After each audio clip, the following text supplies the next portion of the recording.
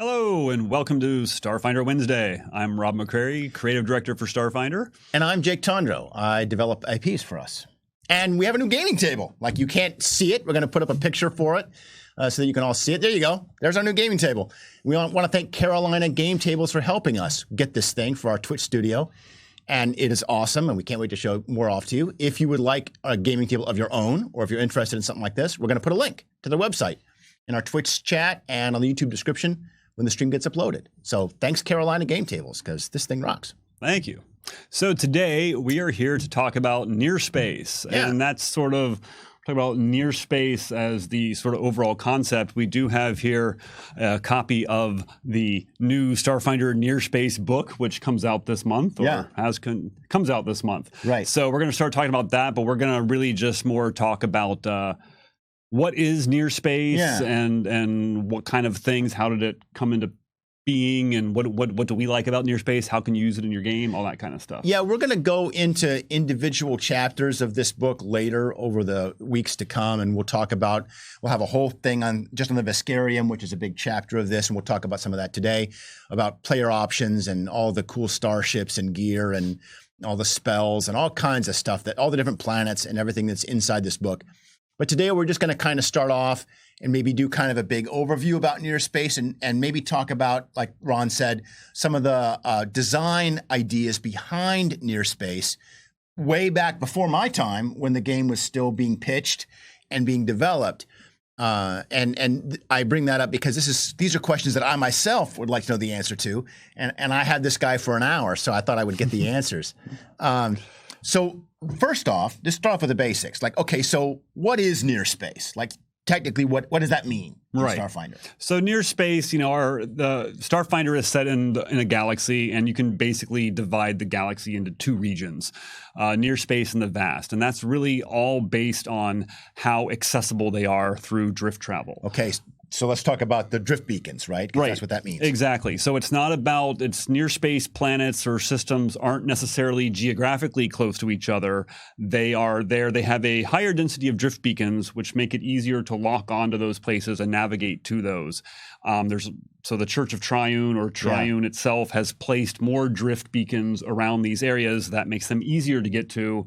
If you go to someplace like the Vast, those are defined by the relative lack of nearby drift beacons. So if we imagine a map of the galaxy, and we don't have such a map, but if we imagine one, it'd be a very big map. It's not like, because space is big. We learned this from Douglas Adams. Space is really, really big.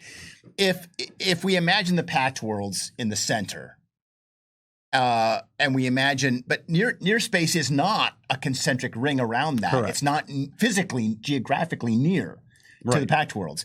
It's more like there are planets or stars all around the galaxy, some far away geographically, astronomically, some near geographically, which are near space because what that really means is they're just easier to get to. They are nearer in terms of travel times. And there is sort of a loose, we do say there is sort of a loose collection. Like most near space systems tend to be located closer to galactic center, and most vast things tend to be farther out, but it's not universal by any means. So you could have a near space system which is on the far side, on one of the far fringes of the galaxy, and you could have a place that's considered the Vast, which is actually very close to everything else in terms of actual distance. But it doesn't have any drift beacons, so it doesn't have any drift beacons, or very few, right? So so you say the near space is, odds are closer to the galactic center, but the Pact Worlds isn't in galactic center, or is it? No. Okay. But it's probably close-ish. It's close-ish. Not like Earth, which is on one of the arms of the galaxy. It's closer in towards the center. Yeah, I don't think we've said specifically where it is. That's actually one of the reasons why we have this whole near space vast. Okay, so we'll get to that in a second, but I want to talk about drift beacons for one more thing, because if the Church of Triune create, or they don't actually create the drift beacons, or do they?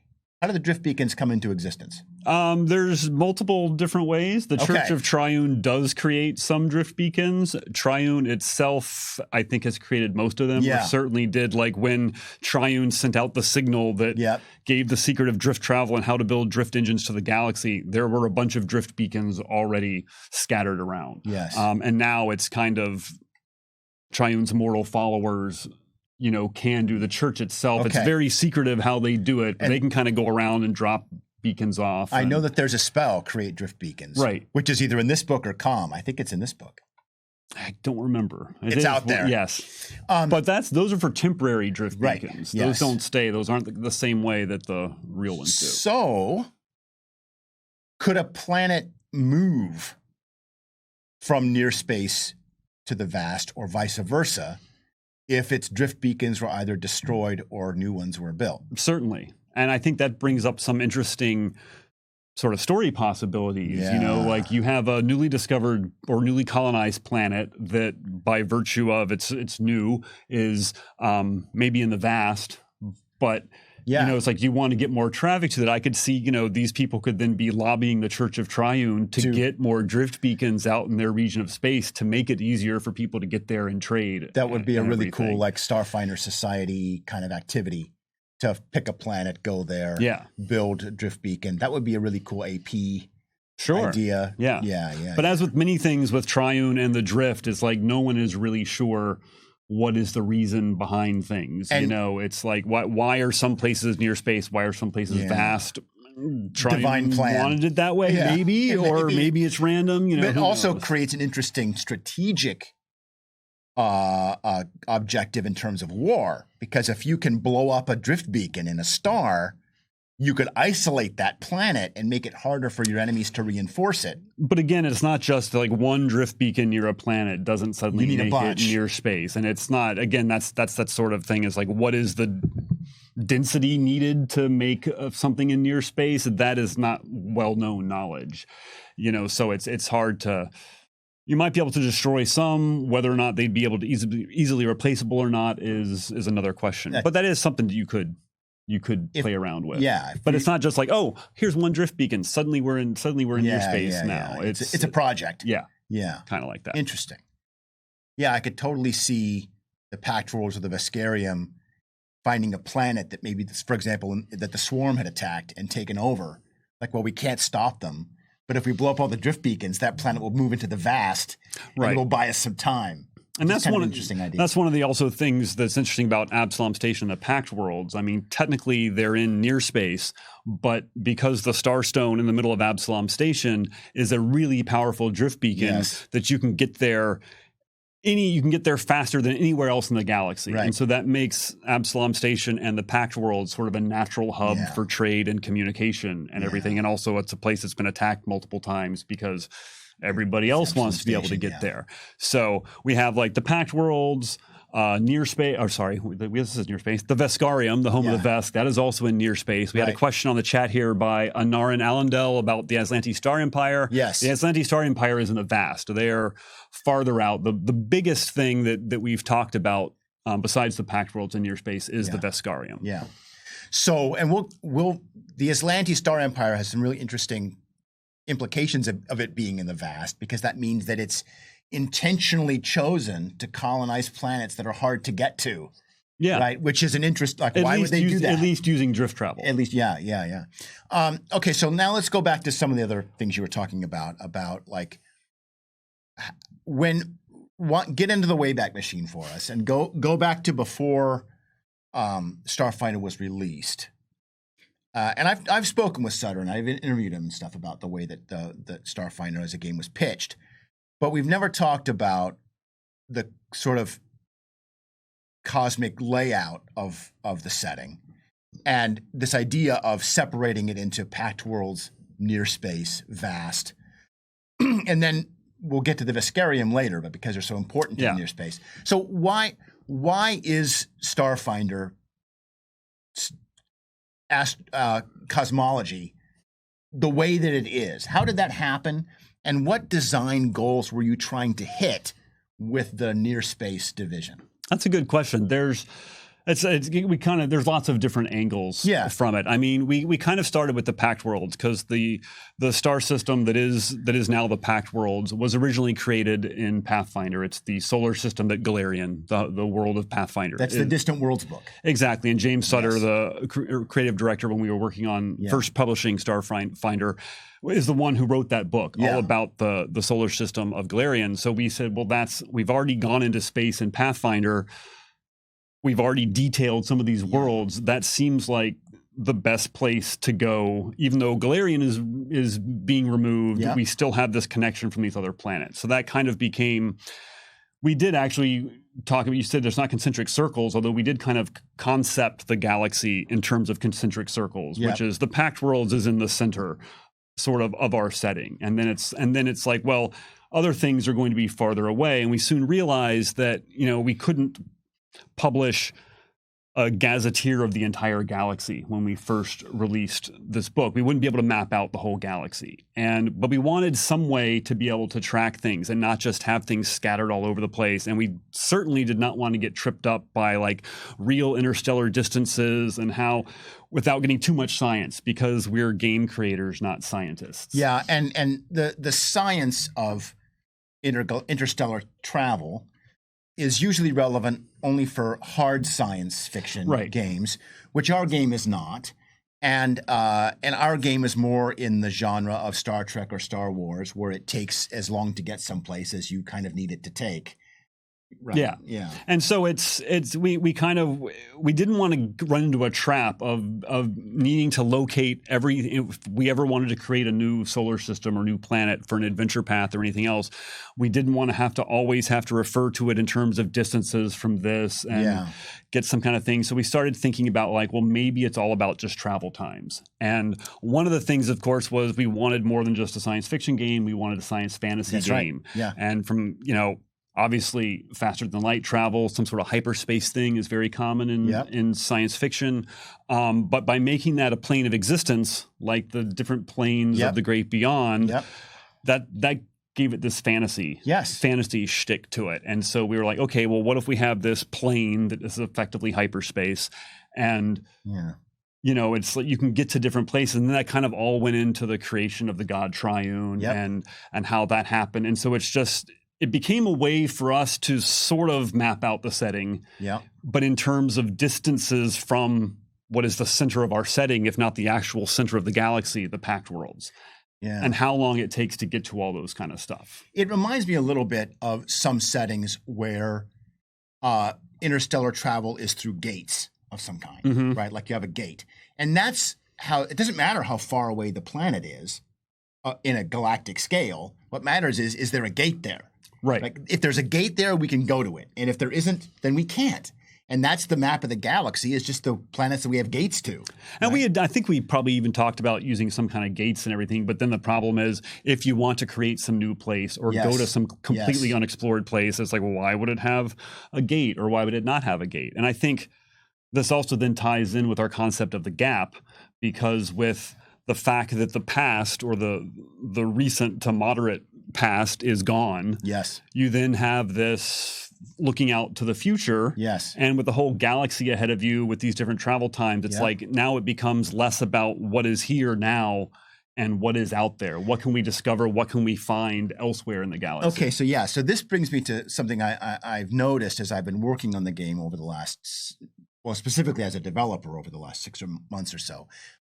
One of the first things a lot of people observe about the setting is that we don't have like a big intergalactic war going on. Like it's not, there's not an interstellar empire that's crushing everybody underneath their boot heel, or there's not a war with, the Romulans or anything to go on.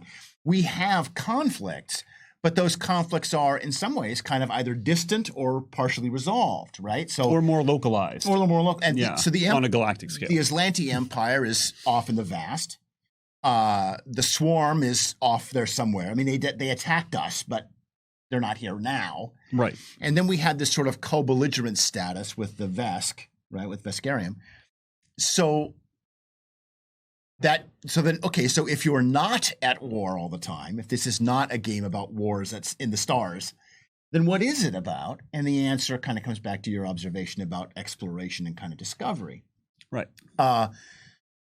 The one of the things that we were talking about, this idea of gates, like interstellar travel through gates. Well, then somebody had to make all of those gates, and you end up with this sort of already constructed interstellar empire that we're just moving around. But in Starfinder, that's not what you have. The galaxy's a big place. Sure. So there probably are. I mean, even in the Pact Worlds, there's smaller scale gates that connect different planets together. Sure. Yep. I don't think it's beyond the realm of possibility to say that there's not gates that starships could use. Sure. But they're not in wide use. Yeah. Because the drift is available to the entire galaxy. Triune granted the secrets of how to build drift engines to everyone who could understand the science. Yeah. But it is interesting. I think there probably are, but that's not the basis of the setting. Well, and what it does, they could still be there. It before the stream, and we were sort of talking about all of the other great interstellar civilizations that are out there that other authors, other creators have made. Often it's this already developed massive interstellar empire, or map or something, and it's got thousands of stars on it, and it's all divvied up in all these political groups, and everything kind of already exists. But in our game, it's much more on the players to kind of go out into the near space and go out into the vast and discover it for ourselves. Sure. Which is I think one of the things that makes our game distinctive from Star Wars. Definitely. And you can still get those kind of things because you could go to the Aslanti Star Empire. Yes, right. Which is an empire of multiple star systems and be in there. You could go to the Veskarium, which is also an empire, but is primarily restricted to a single solar system. Right. Or there's all these different things. But the focus of the game is more about seeing what's out there, exploring, uncovering the secrets of the universe. One of the things that's also interesting and distinctive about our setting is that how much we focus on multiple planets inside of a single solar system. Because it takes less time to travel from one planet to another than it takes to go anywhere via drift, unless you're going to Absalom Station. Exactly. We have a lot of empires or governments which are multiple planets in one star system. This is actually kind of unusual in interstellar movies, where it's usually like basically there's one planet in every star system that anybody goes to, and the rest of them are just ignored, right? They're just gas giants or rock balls. I mean, unless it's Ceti Alpha 5 and Ceti Alpha 6, which are two very important exceptions, it's really just sort of one planet per star system. But we don't do that. We have more of a Firefly kind of angle, or Expanse angle, where each of the planets in the star system kind of have their own culture. And that's another thing that kind of makes our setting interesting and distinctive. I think we can have both too. I mean, we do, but we do tend. Sometimes we just talk about a planet. Sometimes we talk about an entire system, and certainly like sort of our big things like the Pact Worlds or our big political entities. Yes. The Pact Worlds or the Veskarium. Those tend to be multiple worlds within the same system. Okay, so let's talk about the Veskarium because you already brought them up. Because it is in near space. Yes. It's got a whole chapter just on the Veskarium. Yes. And then there's also a lot of Vesk influence on the other planets in near space that show up here and there. Sure. We've got new character options for Vesk characters, more racial traits and more weapons and armor, and we got this cool like Dashko master archetype and all kinds of neat stuff for the Vesk, which we'll talk more about in later episodes. But so, did you create the Vesk? Oh, I don't know if I can't remember who created. I know we had. Again, there's a lot of different people working on it. We did have some races that had been introduced in Pathfinder already. Yes. Primarily on these planets. We had androids, we had Lashuntas, we had Yosoki. Kasatha. And Kasathas even from another planet. I think the only two original away. Races in the core rulebook are the Shiran. The Shirans and the Vesk. And the Vesk. Yeah. And so we wanted to add new stuff, and we need the bug people and the lizard people. Yeah, and I don't remember who it was that came out with that, but we kind of wanted like these big warlike lizard people, and we wanted them to be kind of like the sort of honorable warrior, big and intimidating, but also could be friendly and everything. And monstrous. I have myself done this, but I heard other people do it first and describe the Vesk as Starfinder's Klingons for Starfinder. Is that true or not true? And to what extent is that true? I think that we were looking for the same tropes that the Klingons hit. and we kind of did that, and then kind of like, but I think it's also kind of on us, and that's one of the reasons I was excited to actually, in this book, go a little bit more into the Vesk and the Veskarium to show that they're not just Klingons, right? Because they are uniquely Starfinder, and we wanted to do it that. So once we created them, I think then, everybody else kind of had, or almost everybody else had a place in the Pact Worlds. And we thought it would be very interesting to have one of the core races not be from the core part of the setting. So, we said they're really warlike. They come from this empire. We need to put that empire somewhere. Yeah. And so that kind of became the Veskarium. And the Veskarium is sort of like a parallel to the Pact Worlds in many ways, even to the sense of they have a giant space station that's kind of like Absalom Station. What's it called? Conqueror's Forge. Conqueror's Forge, and it's shaped like a giant Doshko. It's like it's not really similar to. I mean, it is a space station, but it is. In some ways, it is similar, but. Yeah.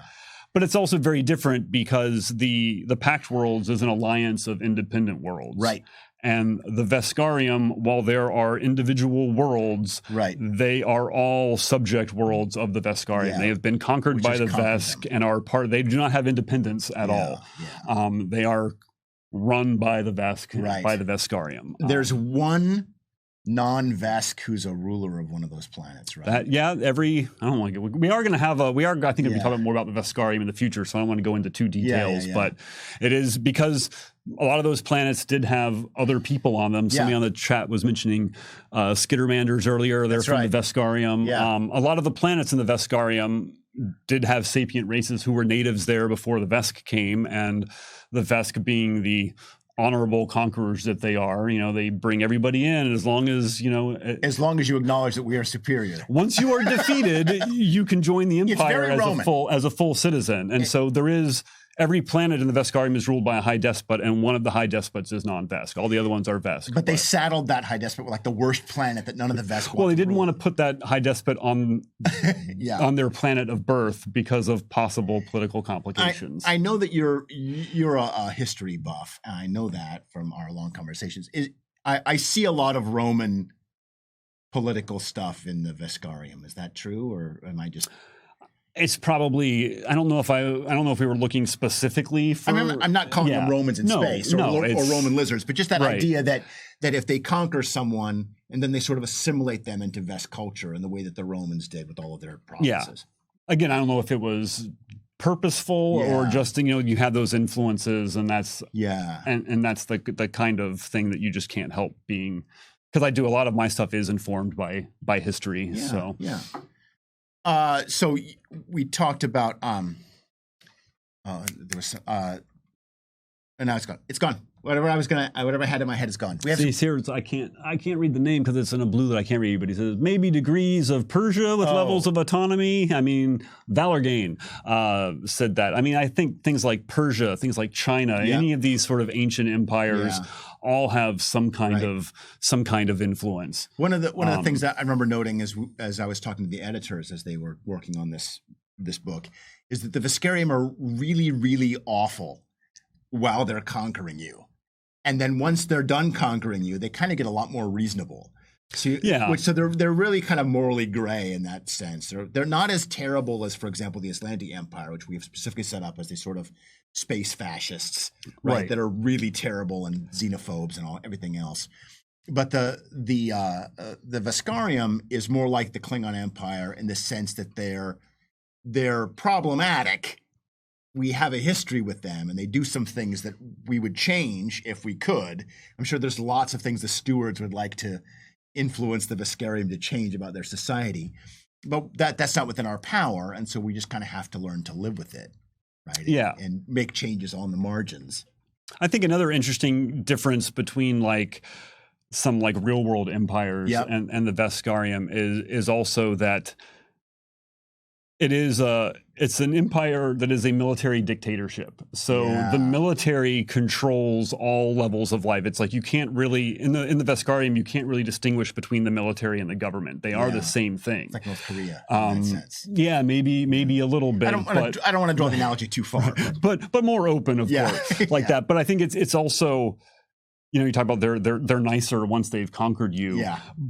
But there's also this other thing, because they conquered you and because the Vesk themselves are so powerful, that Vesk culture almost, and this is maybe kind of like a thing with Rome or whatever, is their culture kind of supplants the native cultures too, though. It's like on paper, everyone's a member of the empire and everyone's equal, but realistically, the monolithicness of Vesk culture kind of steamrolls over everything else to a certain extent. I mean, there's also places where, again, we have these different planets with different people, and the Vesk 3, where the Skittermanders are from, there's just places where the Vesk don't really go to very much on that planet. And so in those places, like there's still places that have Skittermander place names that are still mostly inhabited by Skittermanders, and they can kind of do their own thing as long as they're not doing anything against the Empire itself. But Vesk culture tends to assimilate every culture it comes into contact with. Sure. And it's interesting because in history, there's a lot of the opposite happening. Like there's a long history, for example, in Ireland of people invading Ireland, and a couple of generations later, they're basically Irish. Like they've adopted the native culture instead of the opposite. But this is more like Rome. Happened with China too, actually. A lot of... There's that hasn't really. It is an interesting thing. And I don't want. We should probably not talk about the Veskarium the entire time, although I could. We're off in historical assimilation land here. But the Vesk also try to adopt elements of their conquered cultures that they'll take as well. So different like artistic and musical styles or cuisines they may have picked up. And I mean, we've had some people in the chat talking about the British Empire. There's lots of these kind of things. Just like, why can you get curry in England? It's because of the empire. Right. And much in the same way that the Romans were like, oh, who's your god of the harvest? Well, that's clearly just Vesta. And who's your god of war? Well, that's just Mars with a different name. And yeah. Interesting.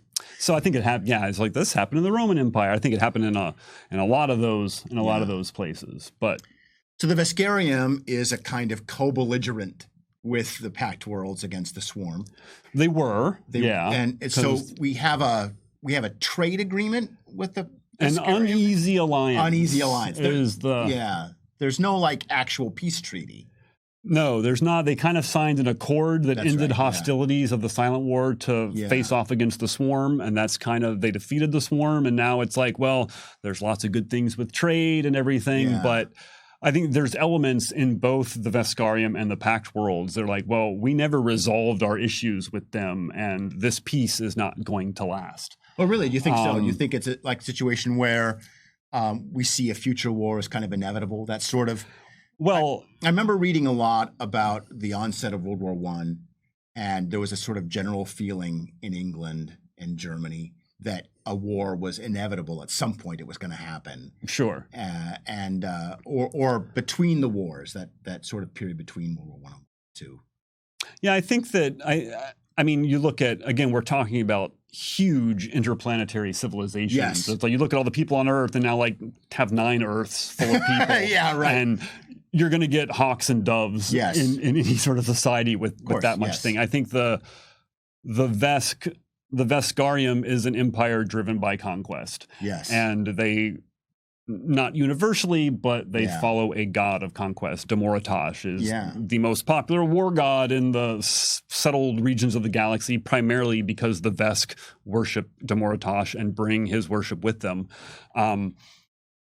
That is a big part of Vesk history and culture and everything is conquest. And certainly within the Veskarium, there is this, I think with some elements, they never defeated the Pact Worlds. Correct. So it was never resolved.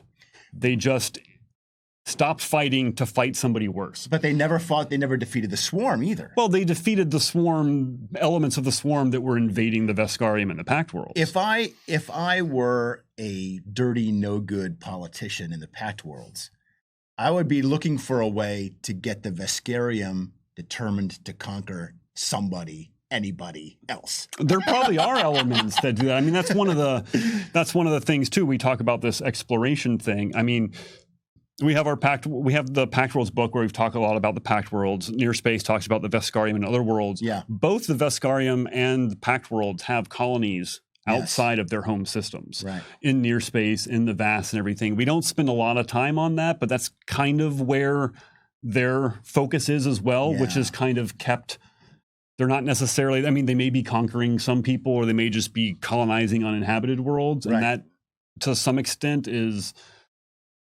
I guess, satisfying that urge to, but one of the things I think that's really interesting is the Vesk have a very high birth rate. And so that contributes to the military being the best way to advance. Is you join the military. Well, if you have millions or billions of people in a military, you need something for them to do. And it's kind of, it's a way that they deal with societal pressure, is to send them to war to, and it's kind of like this vicious circle, keep the empire going by conquering somebody else so that you can get more people to, and it just goes on and on like that. So I think you could say probably, I mean, history is always cyclical. So I would say probably everyone is destined to fight at some point. Right. Because that's history. And there are some other conflicts in near space. Yeah, we have. As well. Herod Wizard here says, what other systems are covered in near space? Which is a good, all right. So so those of you that have been playing the Starfinder Society adventures at all, scenarios, you know that there's been a subplot with the Gitaron Authority, dominated mostly by hobgoblins and their kindred species, which have been invading the nearby star systems where they have found hobgoblin ruins. Right. The idea that hobgoblins once settled a bunch of these planets, maybe during the gap, and we use that as a pretext, and that's really all that it is. It's just a pretext for the expansionistic drives of the hobgoblins, and the political group that has come under fire the most is the Mariksa Republic. Right. And both of those groups, the Gitaron Authority and the Mariksa Republic, both get big write-ups in here. Yeah. As you said, if you've played Starfinder Society, you may have seen some of the scenarios with this. They haven't really appeared in the game outside of Society play until now. So you're going to get to learn a lot about them. Yeah. And they've got all their starships and new hobgoblin racial traits and all kinds of stuff. And both of these groups were originally home to all kinds of species, including a lot of the species that are native to the Pact Worlds. So there's humans and Lashuntas and all kinds of other species there, but including legacy races such as dwarves and elves and stuff. But and that's still all true on the Mariksa Republic planets, which are kind of a democratic society still. But the Gitaron Authority, the hobgoblins have basically taken over, and all non-hobgoblins are basically second-class citizens. Right. Yeah. And what's great about this, what I love about it, is that there is a war going on, a local war, like you suggested earlier. And that means if I want to play a character who is literally just came out of the Marines or something, like I'm a mercenary. And before the question was, well, if you're a mercenary, where are you fighting? Because you're not fighting in a war against the Veskarium. You're not fighting. Well, the answer is now you can say, like, I was hired by the Mariksa Republic or hired by the Gitaron Authority, and I was fighting in near space. And there's a hot war. There's lots of corporate proxy wars going on in worlds in the vast. Yeah, but now we've got one that we can point to. Right? That's true. Now we've got an ongoing hot war that we can point to, and we can link adventures and scenarios into that, which I am doing as we speak. Laurie 7x3 is asking, why and how does Triune decide on what regions get drift beacons? This is a question we get a lot, and this is one of the things that's Triune and the drift are kind of one of these, it's another one of these secrets of the setting kind of thing, is no one I mean, even the drift itself, it's not clear whether Triune created the plane of the drift or Triune just discovered it. Yeah. And it's like, hey, everybody, here's how to use this thing. So it kind of the same questions for how do drift beacons get decided? That's sort of part of the inscrutable plan of Triune.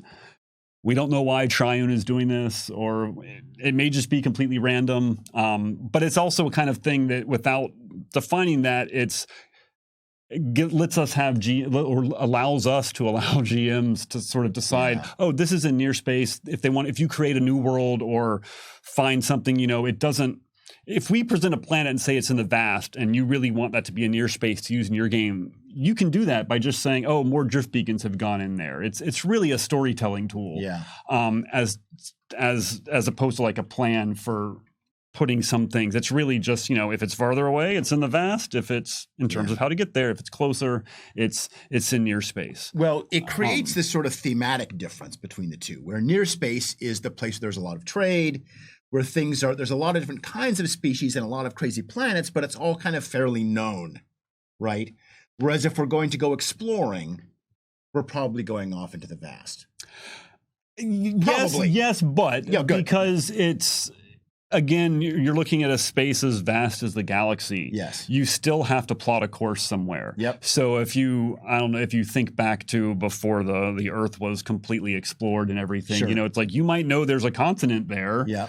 But if you've never been there, you're blindly picking a spot to go to. And so it's the same kind of thing. There are still places in near space that are not that heavily trafficked or may even be undiscovered by a wide variety of people, just because no one has picked that one point that they could navigate to because they don't know what's there. But generally speaking, because they're easier to get to those. But that's not to say that there couldn't be an unexplored planet in near space somewhere. Sure, absolutely. In many ways, it becomes, like you were saying, I think I understand what you were getting at here, is that if you want the planet to be easy to get to, put it in near space. Yeah. If you want it to be hard to get to, put it in the vast. And that's what those distinctions are. Although you can always get back to Absalom Station in 1d6 days, no matter how far you are. Right. Laurie 7x3 has another question. As creative director, did you at long last define the most important units of measurement in the Veskarium? I'm not even sure what that.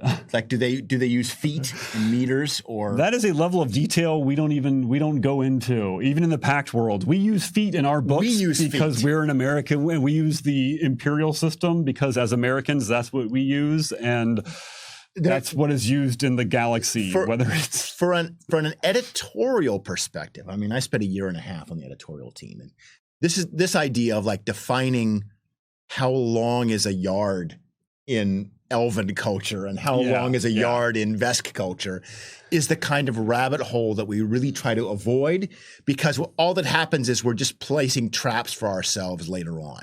And we end up forgetting how long a yard is in Vesk culture, or we state the wrong number, or we state something in yards, and then everyone's like, well, is that Vesk yards or elf yards? And we're like, okay, just screw it. No, it is interesting. That does bring up another question.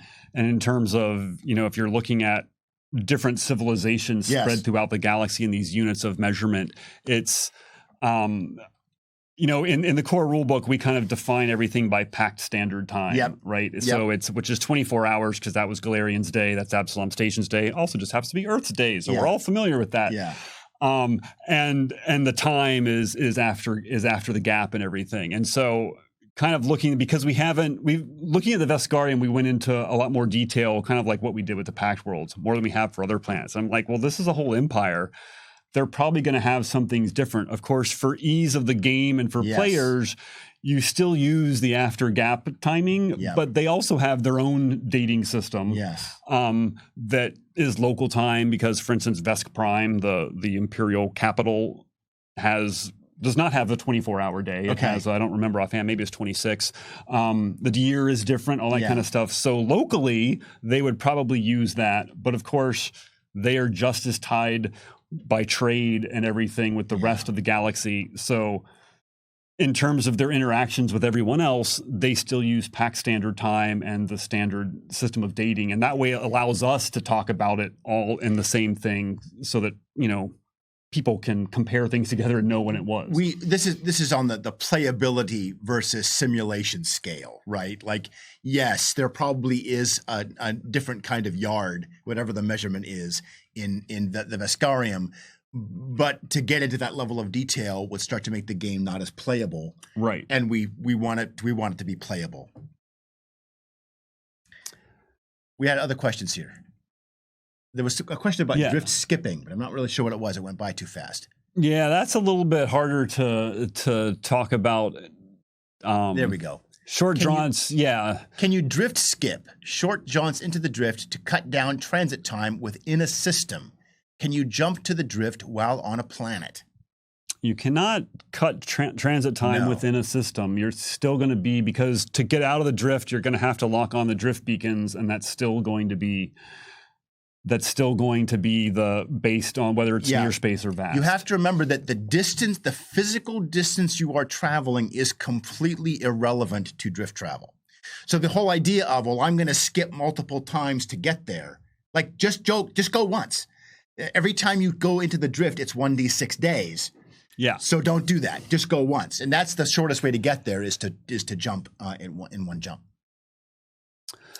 Lava Being asks, are there any extra planar locations for the planes that relate to the material plane that co-locate near a location in near space? So first off, I will say that we have talked about doing a planes book. It's something that would be very interesting. We'd love to get into that. That's not this book, but we would love to work in that space at some point. I'm not sure. I don't recall anything that we've said specifically. There may be some like localized things. I can think of one. Because the gate on the outside of the sun goes to the elemental plane of fire. Yeah. Well, the stars tend to have portals to the positive material plane and sometimes to the plane of fire. That's pretty well established. In terms of like specific things, I don't know that we've gone too much into there, although if you're familiar with the Embry from Alien Archive, I think they're in the first Alien Archive. Also, their planet. They're in here. They are. So there are a few planets that we talked about briefly in the core rulebook that are in near space that get a larger discussion. So Embry is one of those. And the Embroi, their planet is basically ruled by hell, or there are devils that control them and everything. So it's likely that there's probably some locations on at least Embry that might connect to hell. And there probably are. I just don't think we're primarily focusing on some of the more interesting planets and systems in near space than specifically about planar locations. And I would not be surprised if there's some places where the first world intersects with various planets in near space. But we haven't gotten into a lot of those locations. And it's, so Malaganok was saying, that a planet's galactic location in physical space is irrelevant to drift space as a near vast. Am I correct? Yes, you are. We talked a little bit about that earlier. Yeah. So the near space is referring to distance, or not time. It's a measurement of time. It's kind of like doing the Kessel run in X many parsecs, right? Right. The parsec is a measurement of time, not of distance. So, like going back to some of the worlds that we talk about in near space or that are in near space. Like I said, we expanded on some of the ones we've talked about before. Dimulco, the planet of Colossi. Kaiju-like colossi is located near space. We've also got some ones that we haven't talked about. So Gorons, the delicious plant people, have appeared, I think, first in Alien Archive 2. Well, they originally appeared in Pathfinder, but were picked up. But they have terraformed a planet in near space to create a homeworld for themselves called Gorus Prime. So we talk about that in here. The Osharus, the slug-like people. If their homeworld is in here, Pabak. If the plant people terraform a planet, could we say that they chloroformed it? No, that's something different. That's something different. Okay.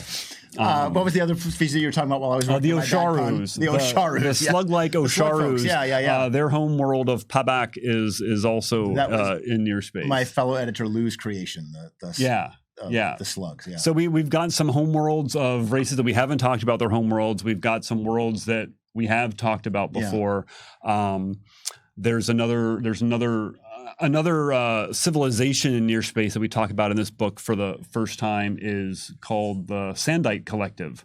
Is that that's a system? That is a system. It is it might even be multiple systems, but again, it's certainly at least a group of worlds, very diverse, that have banded together and formed a civilization again in the way that like the Pact Worlds or the Veskarium might be. So they aren't the only ones. They have a greater footprint in our game, the Pact Worlds and the Veskarium do, because of our core races being from there. Yep. So that's the main thing. Lava Being has a question here. Any details on corporations from near space? We don't have a whole lot specifically just on corporations. We do mention some. There are, a lot of the ones you've read about in other books would be active in near space as well. So all I can say is that I do have an answer for this, but I can't go all into it because of NDAs. But if all I can say is that if you would love to have a great excuse to go to all of these planets in near space, like to travel to do the road trip near space campaign, where you're going to different planets all the time, and maybe have the great big corporation that's also present in that space, just stay tuned, because something like that would be really, really cool. It sure would.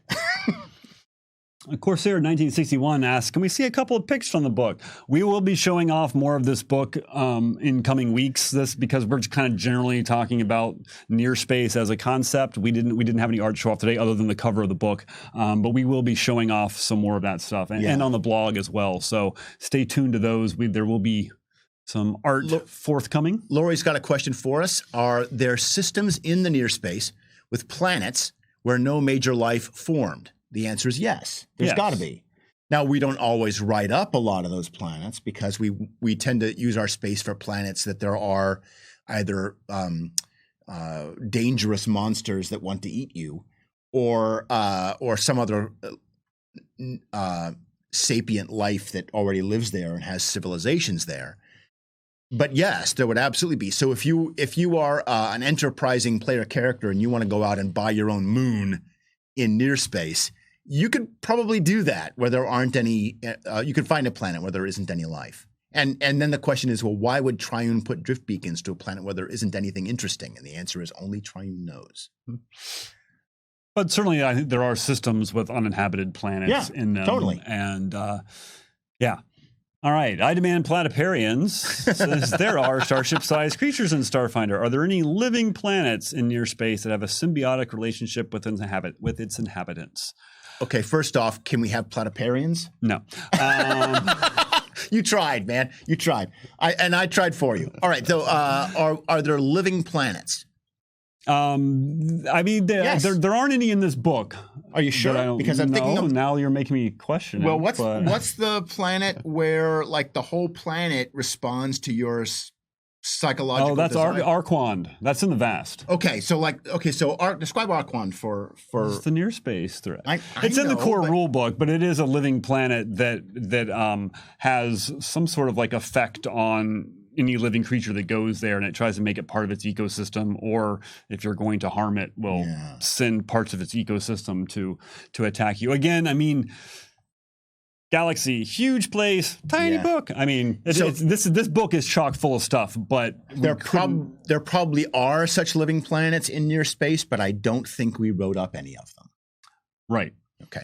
It's we had besides the Veskarium, we had some worlds that we'd already established as being in near space that we wanted to go into a little bit more depth on, and then we just had some other things we want to do, and it's always trying to find the balance. Yeah. The balance between that. I mean, we could theoretically do a different near space book every year or something. Yes. And I'm not sure if that was what people would actually want that, but it's... Remember that in the back of every single adventure path is a new planet Codex of Worlds. We're adding new planets literally every month. Weasel, so sorry if this was asked in the beginning, but did you discuss any mechanics player stuff in the book? The answer is yes, we did, and yes, there is. There are a whole bunch of, there's new themes, there's new archetypes, there's new racial traits for all of these species that live in the vast. There's new weapons and equipment, new armor. There's new starships. There's new spells. There's tons of new players. I think we'll have a stream topic about specifically on those things too. So stay tuned. Yep. Pithica 42 says Salvation's End. I don't know offhand if Salvation's End is in near space or the vast. That's from Starfinder Society. Okay. It is not covered in the book. The biggest thing that we took from Society into the near space book is the Mariksa Republic and the Gitaron Authority. Yeah. They got a big thing. That's kind of Salvation's End is kind of Starfinder Society playground, and they have plans for that. River Ray asks anything on Dagox 4, and I can say yes, there is. Dagox 4 is talked about. That's the prison planet. Nice. So that gets more of a write up here. There's also a prisoner theme. So if you want your character to have been imprisoned on Dagox 4 or some other prison, there's now a theme that can. Malignok asked again, new question. So do each individual world in a star system have its own drift beacon, or is it only the star systems that have the beacons? And the answer, as I understand it, you can correct me if I'm wrong, is that there's multiple beacons in a star system. Or even around a star system. And no one's actually entirely sure how it works. Like it makes the star system easy to reach. Yeah. The easy way to think about it is maybe, or what helps me visualize it, is to think of like a planet in the vast or a solar system in the vast. Yeah. So there's not a lot of drift beacons. It's very remote and everything, which means that the closest drift beacons to that system might be light years away. Okay. And so, but what you're doing is essentially triangulating from the closest drift beacons to find a point to exit the drift. So in a near space system, there's going to be more drift beacons around it that enable you to triangulate that better. I gotcha. But they don't have to be necessarily directly in the system. It's like even if it's close, geographically close or astronomically close to another system, that might even help because it's whatever your navigation computer locks onto. Yeah. They're almost like navigational beacons. Yes. And you're using those to guide you in. But it's primarily on a system basis, not so much a planetary basis. Because once you're in the planetary system, then you can use your thrusters and go to whatever planet you want to. Okay, cool. Lauren, how many systems in the near space are infested by the swarm? Or will the Church of Triune lock all drift beacons in swarm systems? Well, they have not done that. They have not done that so far. And in fact, even when the swarm invaded Suskalon in the Attack of the Swarm adventure path, nothing like that happens. If Triune has a big switchboard of drift beacons that they can turn on and off, they have never used such a thing. And the swarm uses the drift too. Yeah, it's important to realize. So, it's more like, again, reasons. Who knows? This is why gods are just terrible. Triune has opened the drift to anyone with technology that can use it, and is not interested in blocking that off, because that creates all sorts of other problems. But we don't have any planets in this book in near space that the swarm are currently attacking. That's correct. Yeah. Now, that doesn't mean that there couldn't be, because again, there are worlds in near. This is not a comprehensive selection of every possible world in near space. Correct. I believe that Suskalon is actually located in near space. I believe so. Yes. Yeah. Or maybe it's the vast. I don't remember, but that's the planet in the Attack of the Swarm adventure path. And every book in that path expands on a different planet in the Suskalon system. So the system gets a lot of development as a campaign location, much in the way that when we did the Dawn of Flame campaign, we spent a lot of time expanding on the locations of the Burning Archipelago to make it a place where you could just run lots of games there, lots of campaigning, completely unrelated to the adventure path itself. And we do that with Suskalon too. So if you're looking for a detailed planet or system that has the swarm on it, check out that path, because that'll have what you need. Corsair. Corsair 1961 asks, the Society was able to get the character operations manual upgrades very quickly. Is the same type of preparation going on with Near Space? Where the OP team are always looking at the new books to get that in there. Everything has to fit into a schedule. I would say that one of the differences between Near Space and COM is COM had... I'm sure this stuff will be. This is kind of, we always have to answer this question. It kind of depends on scheduling and what their deadlines are and everything. What I can tell you is that this is a huge priority for Thirsty. Like Thurston Hillman, our OP director for Starfinder, he knows exactly how important it is to all the Society players to get these options playable or not. And we know that it's important too. So it is a priority. And we hear you, and we want to get them approved as quickly as we can. Lava Bean, does the book detail any highly populated settlements that aren't part of an empire and don't have any organized leadership or structure, sort of like a pirate haven? Well, we have a lot of places that aren't part of an empire. Yeah. That's definitely true. Without an organized leadership or structure. I think Preluria is the closest to that. That's again, it's a world that appeared in our originally in the core rulebook that we've gone into more detail here. That's a gas giant with a ring system, and there's lots of different organizations that live in this ring system. And so we do talk a bit about that, and I don't think there's an overarching government for Preluria. And that's a great place where if you were a pirate, you could go hide. Is in the gas giants of right, and we do have. I mean, we do also within some of these other worlds and empires, we do talk about settlements of people that are not part of that. I mean, within the Veskarium and in other places too, because there's all sorts of little places where people can hide. And if you're looking for a hive of scum and villainy, we can give you that in your space totally. Mark Von Drake, any planets from the back of an AP that make an appearance in near space? Did we bring any of those over? You're going to look at me. I am trying to remember now because I know we looked through them to see which ones did we say were in near space and which ones were in the vast. Yeah, I wish Keely was here. He could. Offhand, I cannot remember if we took any of those up and brought them up into the hardback or not. I'm sorry. It's before my time, I'm afraid. Before I came here, those decisions were made.